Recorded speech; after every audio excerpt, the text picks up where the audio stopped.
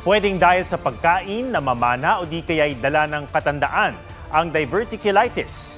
Sakit ito sa bituka na iniinda ni Pangulong Bongbong Marcos at dinanas din ng ilang personalidad gaya ni Pope Francis at Frank Sinatra. Kung paano yan may iwasan, alamin sa report ni Oscar Oida.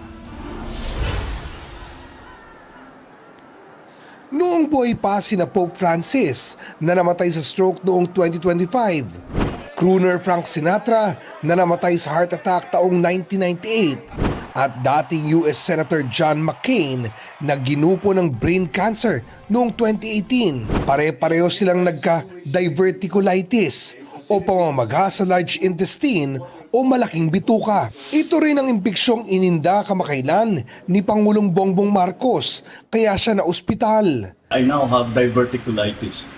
It's a common complaint amongst apparently people who are heavily stressed and people who are, I have to admit, growing old. Kaya sa Malacanang lang muna ang Pangulo para sa mga pribadong pulong ayon sa Presidential Communications Office. Huwag kayo mag-alala. The rumors of my death are highly exaggerated. Huwag kayo muna masyadong excited dahil it's not a life-threatening condition. Ang diverticulitis ay pamamaga ng diverticula, ang maliliit na pouch na nabubuo sa malaking bituka.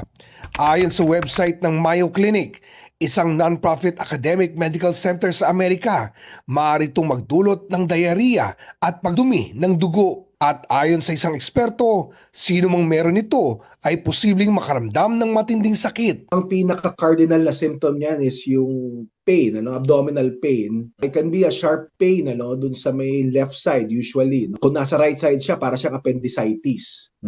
So it's aggravated by movement. Kapag tinouch mo on pressure, masakit siya. Tapos isa pang niya is can be associated with fever. Mas karaniwan ito sa mga edad 50 pataas at pwede ring mamana. At isa rin daw sa posibleng dahilan niyan ang mga kinakain natin. One is probably yung dietary and it's probably related sa decrease ng fiber intake tsaka increase ng high fat na diet. This can essentially cause ng constipation, and dahil doon mag-i-increase yung pressure doon sa colon.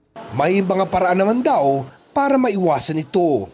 Increase your fiber intake, of course, yung bawas-bawasan natin yung pagkain ng mga processed meat, mga taba, Of course, yung healthy lifestyle, regular exercises, increase your fluid intake. So anything siguro na para maiwasan natin yung maging constipated tayo. Talagang malaking tulong. Oscar Oida, nagbabalita para sa GMA Integrated News.